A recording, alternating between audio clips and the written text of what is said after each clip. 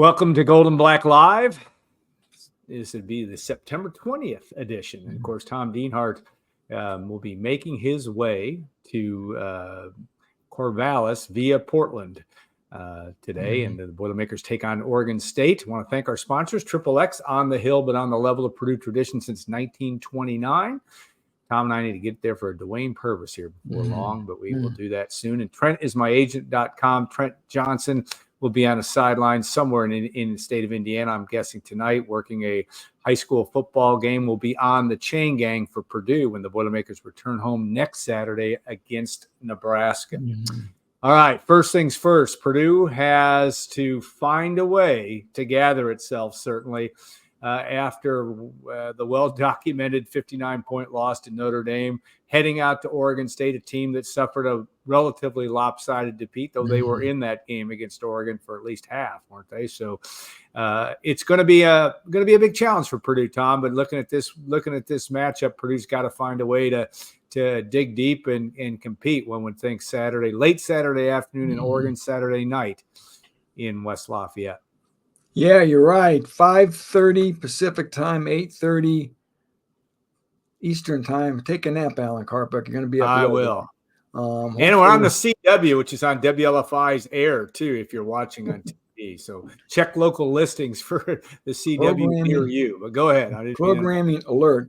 Yeah, Alan, about halfway through September, 3 games into the year, and Purdue kind of finds itself already at a crossroads of sorts.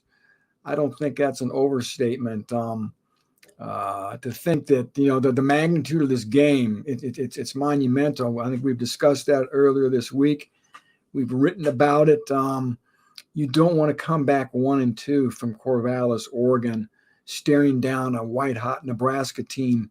You mentioned for homecoming on September 28th, Alan.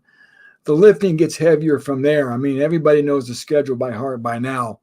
At least the heavyweights Purdue's got to deal with. So again, long story short, what I'm trying to say here, Alan, is if Purdue loses and doesn't come home with a win, boy, the hill to the postseason just got that much steeper. It was steep already, right? But you come home a win, my friend, you're 2-1, which everybody sort of thought Purdue had a good chance to be. Obviously feeling better about yourself. You've cleansed your palate from the debacle against Notre Dame. A homecoming crowd will be packed into Ross-Ade. Who knows, my friend? We'll see how good Nebraska is, and maybe Purdue can continue some momentum and finish September extremely strong. But it's got to start here in Corvallis against this Beaver team. Well, and we talked about this, and that if Purdue does not get the job done Saturday night at Oregon State, it may not be a favorite for any game, maybe with the exception of Northwestern for the rest of the year.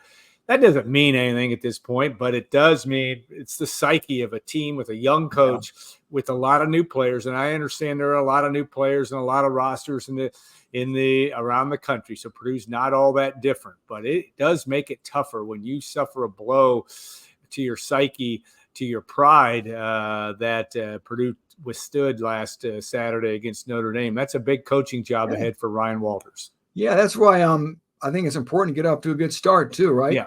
If you get punched in the nose again right from the jump, how's Purdue going to react?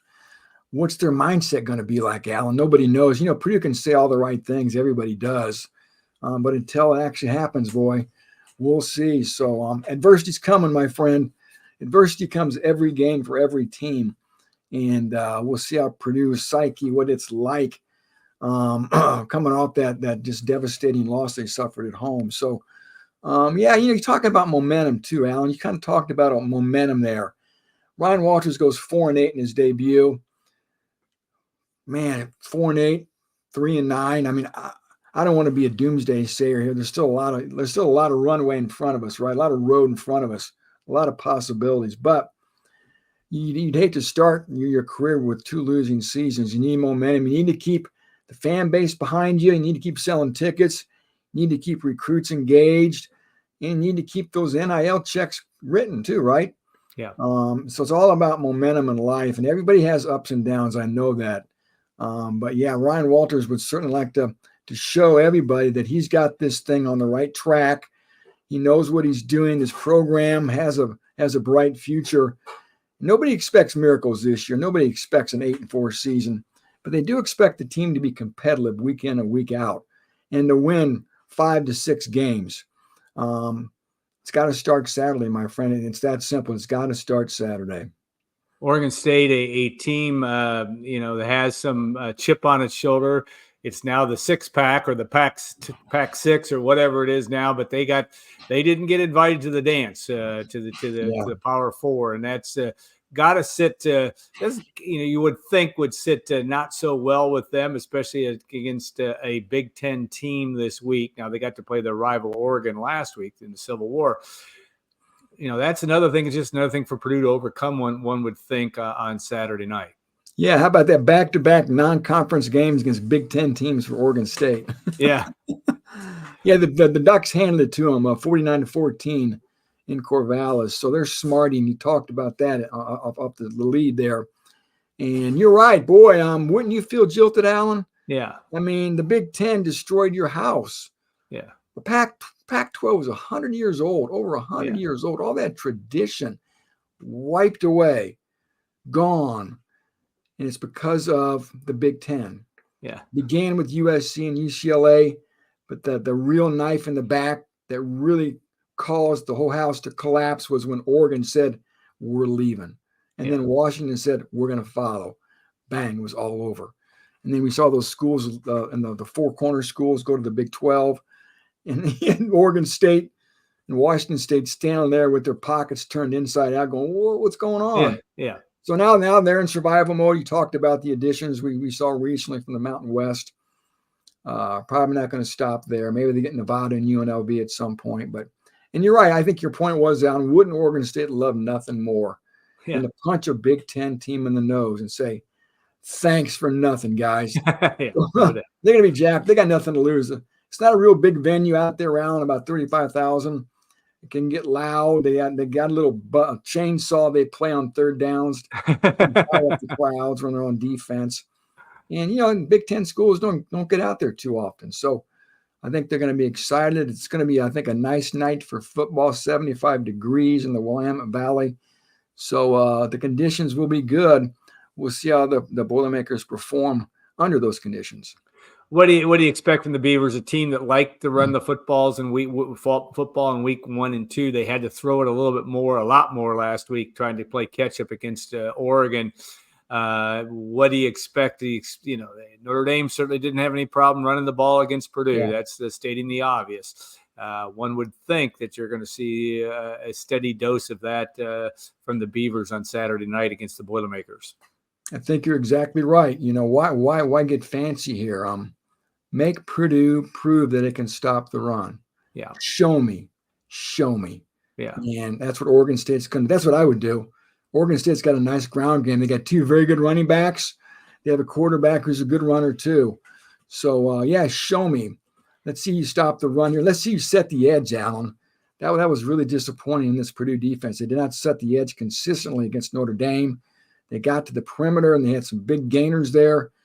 CJ Madden, Sheeta Soleil, all those guys will help. You got to set the edge. So keep an eye on that. And again, Notre Dame's a pretty elite program too. No doubt. But still, the evisceration there was just mind-numbing. So again, if I'm Oregon State, that's what I do. And then defensively, Alan, the writer I talked to from the Corvallis paper said he really wasn't sure what they had on that side of the ball yet. The Oregon was Oregon, right? They weren't going to compete with Dylan Gabriel, but they played Idaho and San Diego State, 2 teams you think were really overmatched. He pointed out that the secondary has tended to play very loose. They don't get up on their guys, give a big cushion, if you will. Let's see if they do that on Saturday against the Boilermakers. If they give a big cushion, I think Purdue's got the wideouts that can take advantage of. What type of defense will they play? Are they going to play zone? Or are they going to play some man? I think typically you have better success against Purdue playing man. Maybe they'll bring pressure. We'll see. But just real gamesmanship there. It's going to be fun to see how that plays out, Alan. And certainly Hudson Card had a remarkable week 1, 24 for 25, but was running for his life in a lot of ways against the Fighting Irish. Nothing got on track, to say the least, except for his one downfield pass. But Talk about that and just that need for your leader to get back and having confidence. It seems to me that is an absolute must if the Boilermakers are going to have any level of success, not only this week, but for the rest of the year. Yeah, he's the straw that stirs the drink, as they say. He used to say about Darryl Strawberry in New York City and others.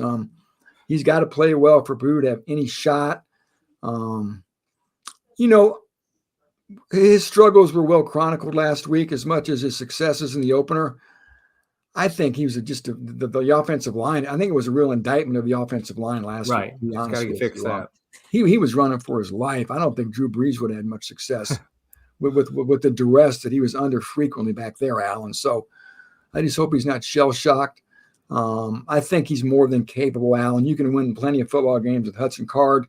You got to give him some time. Maybe the staff can work some things differently too. Maybe roll him out. I think maybe give him some more dump-off options to the running backs. Maybe we'll see some wrinkles there to make his life a little bit easier too. So this is going to be a referendum on the Purdue offensive line from here on out, and it's got to start Saturday. They're on the spot, I think. They've got to play well, not just protecting Card, but, man, did Devin Mockabee even have his name announced once last week? It's crazy. Yeah. He was a total non-factor. Yeah. They got to get the ground game going, Alan. It starts up front, so they got to get Mockabee and Love cranked up too. If those guys are cranked up, Alan, it's going to be a good night for Purdue. Hudson Card's going to succeed. They got it. It all starts with that ground game. Yeah, Reggie Love III, very impressive in relative terms in a 66-7 loss. Was maybe outside of the punting, one a little bit of a shining moment, showed some things, but Purdue's got to find some balance there and get their tight ends in the game, get their receivers back being confident. All those factors will play into what we will see. That predictions on the site. We will have a lot more coverage. Tom's coverage coming up. You got one last point you want to make, or you're just no? I'm just yeah. You're exactly right about the content coming up on Friday. Just the eve of the game. It's always a fun, exciting time, Alan. Yeah, and Mr. Dienhart will be battling jet lag and some level of fatigue getting back, but he's a gamer in this deal. But safe travels to you to Corvallis. Actually, we truth be told, by the time this airs, you're going to be in the air. You might be in Vegas waiting on waiting to get to your connection to Portland, but we appreciate you and all that you do. All right, segment 2, Mike Berghoff, the chair of the Board of Trustees, will join us. A lot of things to talk about with Mike. And then segment 3, Bart Burrell, somebody that Tom and I both know well. Bart was a all Big Ten level receiver for Purdue, part of the Carmel connection with Mark Herman. Has a lot to talk about. He was an honorary captain also for that season opener against Indiana State. So we'll have a good discussion with Bart for the remainder of the show. So stay tuned. We'll see you in 2 minutes. 2 minutes on Gold and Black Live.